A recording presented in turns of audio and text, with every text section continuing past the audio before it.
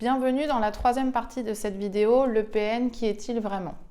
Alors aujourd'hui nous allons parler des causes de la perversion narcissique. Quelles sont-elles? Elles sont multiples. Généralement, la cause la plus répandue est que l'état initial dans la vie de la relation mère-enfant de la personne perverse narcissique a été quasi fusionnel. Cet état visant à établir et préserver un accord parfait, sans faille et sans tension entre les deux partenaires unifiés. Cette relation de la mère à l'enfant vise inconsciemment à neutraliser les excitations émanant du dedans et les stimulations émanant du dehors. Cet état de contrôle est maintenu par une clôture narcissique afin de maintenir les étrangers à une certaine distance. Les protections peuvent l'étouffer et le père lui-même être considéré comme étranger à cette dyade mère-enfant. Le PN préserve ainsi son narcissisme du danger, les autres, et se préserve de la douleur. Le reste devient alors l'affaire de l'entourage qui devra effectuer à son détriment et à sa place le travail psychique éjecté et injecté chez lui. Pour la deuxième cause de la perversion narcissique, on sait que les PN ont vécu un certain nombre de facteurs, d'événements ou de non-événements, de carences affectives ou de blessures narcissiques. Donc des polytraumas qui entravent les tout premiers stades de construction de la psyché humaine et qui auraient dû normalement aboutir à la distinction entre le soi et le non-soi. Donc là, on parle de fusion.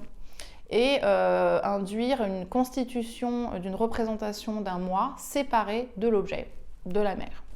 C'est une fusion dysfonctionnelle et toxique qui s'installe alors.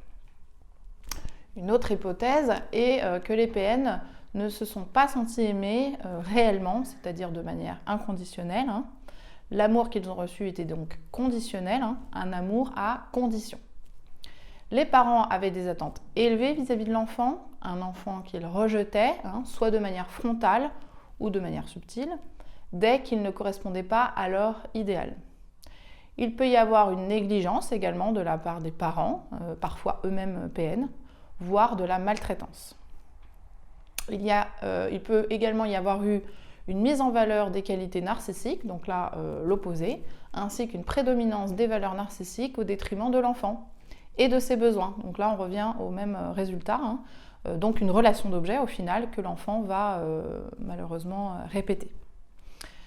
L'enfant prolongement des parents est alors narcissisé dans cette hypothèse et dans sa toute-puissance tentant de dépasser ses parents et de tuer le père symboliquement. Il y arrive rapidement et rentre dans un schéma sans limite qui fera de lui un adulte mégalomane qui pensera qu'il faut soit séduire et avoir l'autre, la mère symboliquement, ou tuer et détruire les autres, symboliquement le père. Avoir ou détruire, l'enfant adulte n'aura plus que ces deux choix. D'autres causes qu'on peut retrouver est que le père est souvent absent, physiquement ou symboliquement.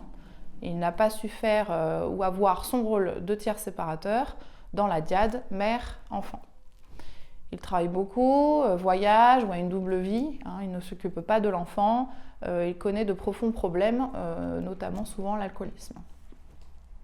De l'autre côté, la mère est soit glaçante, rigide, castratrice, soit à l'extrême opposé, fusionnelle, en relation incestuelle avec son enfant, qu'elle engloutit, séduit et fait sien. Donc on parle ici de relation d'objet toujours, et de syndrome d'engloutissement particulièrement. Le complexe d'Oedipe y est malsain et la relation toxique. Les parents des pervers narcissiques ont encouragé les fixations à une relation étroitement anaclitique, ça s'appelle, qui se repose sur. La relation est ambivalente et contradictoire, le message est subliminal et rassurant, si tu restes à côté de moi, il ne t'arrivera rien. Alors que sur le plan latent, le message est plus inquiétant, il serait de l'ordre de « ne t'éloigne pas de moi, sinon tu seras en danger ».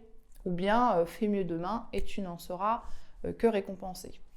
Et je t'aimerai davantage. Malheureusement, comme dit Jean Bergeret, ces lendemains merveilleux n'arrivent jamais. Voilà pour aujourd'hui concernant les causes de la perversion narcissique. Je vous retrouve la semaine prochaine dans une 4e partie pour vous parler de la pathologie du lien dans la perversion narcissique.